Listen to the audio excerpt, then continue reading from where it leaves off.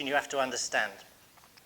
There's a difference between where your mass is, your center of mass, and your pressure. They can be in two totally different places. Like I can get my mass over here and lift my foot out and press it into the ground. I've got my pressure into my trail foot. It's a really big distinction to understand how to utilize ground reaction forces the best, because sometimes it could be registering that there's a ton of pressure in the trail foot, and yet optically the center of mass of the pelvis has slid forward too far, so there's no way you can jump out of the way and spin. So you've got to balance those two things. You've got to understand the difference between pressure and mass and make sure that they stay balanced. What I like to see with the mass is I like the pelvis and the rib cage or the upper torso to kind of remain over each other on the way back with not much lateral sway. And then as they recenter, there's a slight separation of the lower body. There's no question the firing sequence, the lower body goes first, but it does not go like this and leave the upper body behind. It peels away slightly, so there's not too much X-factor stretch. And then the upper torso now starts to catch up and get back on top of it. So you're really pushing down with your rib cage, really pushing down with your pelvis, really pushing down into the ground with the whole mass. And now the pressure's moving kind of with your mass. You're not leaving it totally behind.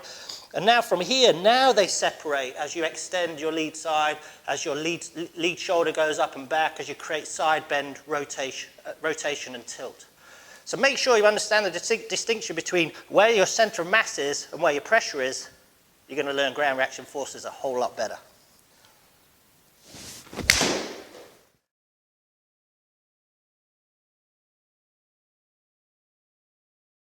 Okay, let's talk horizontal force or sway.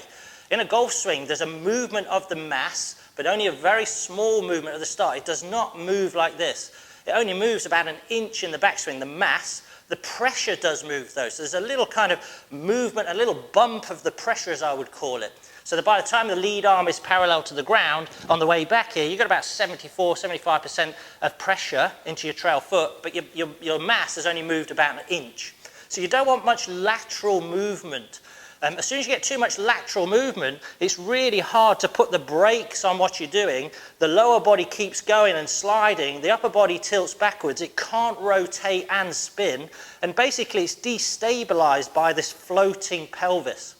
So if you get too much horizontal movement, too much horizontal force, you're not actually putting the brakes on and creating the twist that you need to stop the slide.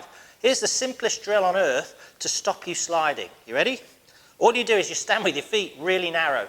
If your base is really narrow, the odds are pretty good that you cannot slide this way, where you can massively reduce it, that is for sure. And if you have a thought of, okay, I'm going to try and twist my lead hip out of the way, you're definitely going to reduce and eliminate that slide. So really narrow stance and just spin.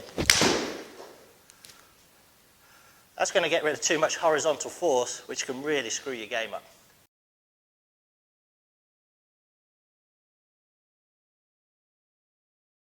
Okay, so what is torque? Well, torque is how your feet are gripping the ground to create rotation. Basically, what happens is there's a hidden pressure in there called shear pressure, and your trail foot goes backwards against the ground, which creates rotation this way for your body, and vice versa on your other foot. So there's a shear pressure going on. There's a famous picture of a guy hitting a shot on some ice where he slips and you can see his feet kind of slide with shear pressure. He falls into the ice. And there's also a little image I'll share with you that I did with Scott Lynn on a little friction-free board that shows you how this shear force interacts, and it's kind of a hidden pressure. So you've got the shear force acting on the ground.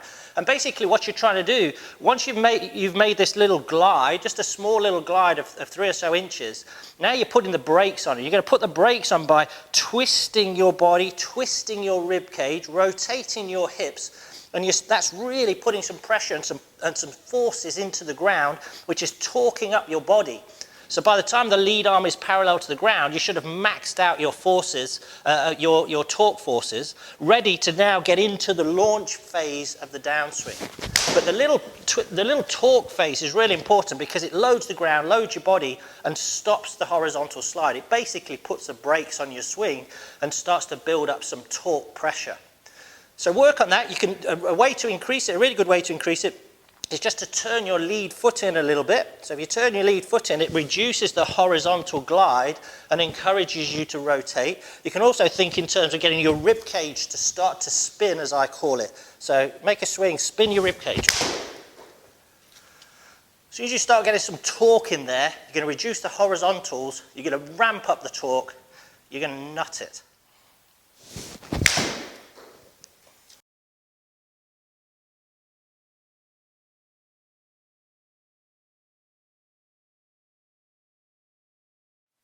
Okay, let's talk vertical force. So vertical force is the last stage of the three forces.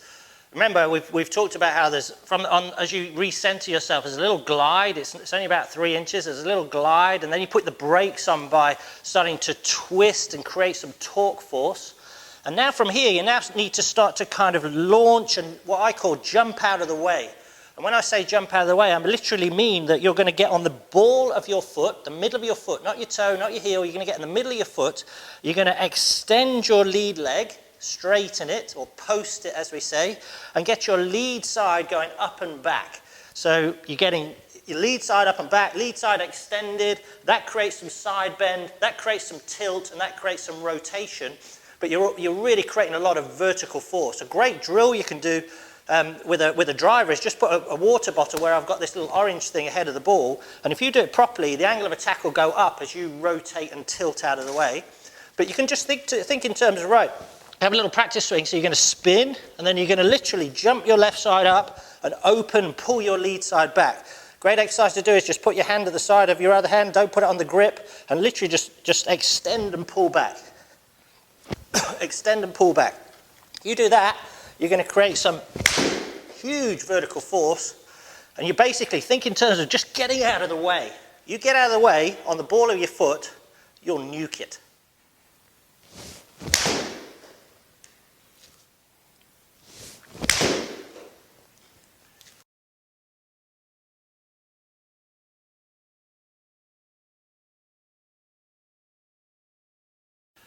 Okay, I'm stood on the Swing Catalyst 3D motion plate. Let's talk about the force sequence. There's some checkpoints you really need to know if you want to understand how ground reaction force works.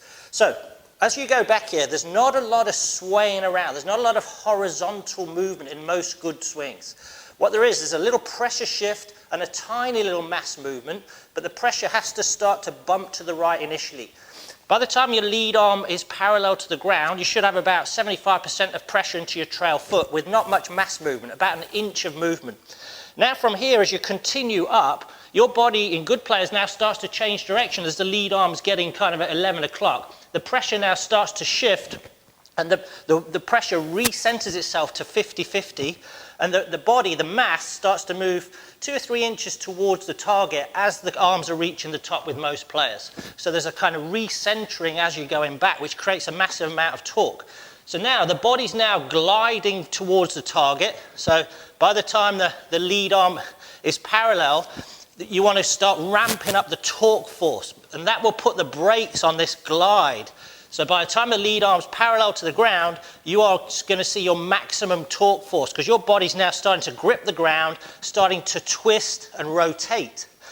Now from here, you're now going to get into side bend, you're going to get into lead side extension. So by the time the club is parallel to the ground, you are at your maximum vertical force. So now you're starting to jump up out of the ground to transfer the energy into the ball. So there's a glide, there's a brakes on twist, and there's a launch. So glide, twist, and launch. You get those in the right sequence, you're going to maximize your ground reaction force, you're going to nuke it.